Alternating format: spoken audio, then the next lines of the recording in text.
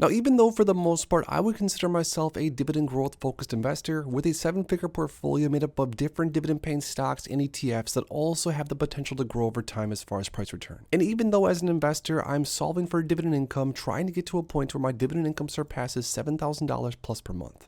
It is also very important to me to have certain names in my long-term portfolio that also have the potential to double in share price, if not even more, over a relatively short time frame. Now in this video particularly, we're going to go through one of my favorite high growth ETFs across the entire market. I'm going to show you guys exactly what this ETF has to offer and exactly why I am going to start buying this ETF very heavily towards the second half of this year. So if you're an investor that wants exposure to an ETF that can not only double but possibly even triple your money in a relatively short time frame, make sure to drop a like down below, subscribe, and let's get right into this ETF. So the growth ETF that we're talking about in this video is not to be mistaken with SCHD, but we're talking about SCHG, which is the Schwab US Large Cap Growth ETF. Now the first thing that's going to be familiar about this ETF is of course it's provided by the same exact provider of that of SCHD, which is my favorite long-term buy and hold forever dividend growth style ETF. Now this fund's objective says it's to track as closely as possible before fees and expenses the total return of the Dow Jones US Large Cap Growth Total Stock Market Index. Some of the highlights of SCHG are a straightforward low-cost fund offering potential tax efficiency.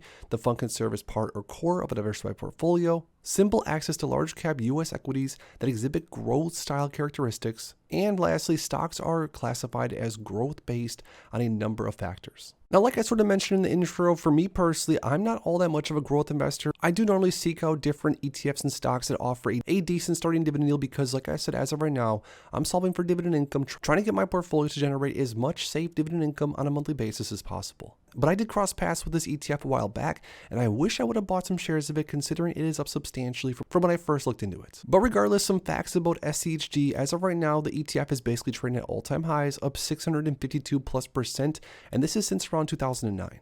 Now the ETF has an expense ratio of 0.04%, so very, very cheap to own, which is especially important if you do want to hold on to a lot of shares, because of course expense ratios can add up over time. Now the 52-week range of this growth ETF is 67.22 and 95.46 as of the film in this video. And basically throughout history, wherever you bought into this ETF, unless I guess you bought into it today, you'd be up pretty substantially on your shares. Now, over some different time frames over the last 10 years, this ETF is up 300%. That means that over the last 10 years on average, and don't worry, we're going to go over all the performance numbers here in a second. That means this ETF has returned on average of 30% to investors per year, which is insane. The last 5 years has not been all that much different, 140% more or less over the last 5 years, and over the last 1 year, almost 40% increase, which is absolutely amazing. Now, the reason this ETF has grown the way it has is because of the top holdings in this fund, which are very favorable, especially for growth investors.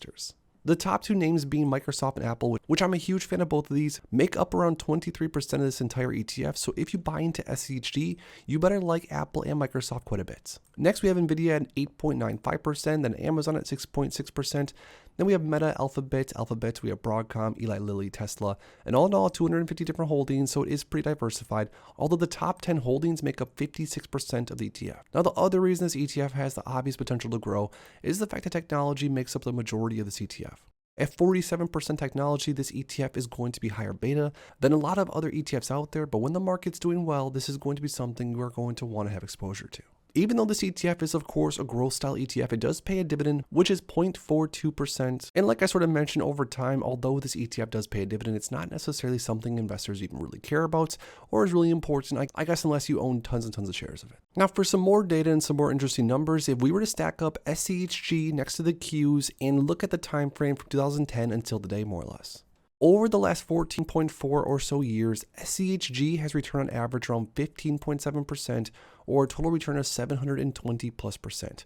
Where in the same time frame, the Qs has actually returned even more, over 1000% total return or around 18% every single year. Now, either way, growth-focused investors have done pretty well over this time frame, and this is regardless of whatever fund they pretty much bought into. I think it's also important to mention that a lot of the higher growth ETFs are going to have a lot of crossover, although certain ETFs are going to have more exposure to a set few names than others. But now let's see a little bit more about my specific plan if you guys are interested, and why I'm planning on buying some SCHG maybe the second half of this year. So as my long-term portfolio is starting to get closer and closer to the amount of monthly dividend income that I'm becoming to be more and more comfortable with, like I said, I do want to earn around $7,000 per month on average in dividends. or hopefully even more by the end of this year. Now, by reinvesting dividends from different stocks in this portfolio consistently throughout the rest of this year, that's going to hopefully be somewhat possible if I stay the course. But on top of that, throughout this portfolio, I do want to also have some more exposure to some more growth style ETFs, just because for me personally, when I get this portfolio to a point to where the dividend income is substantially covering my monthly expenses and then some,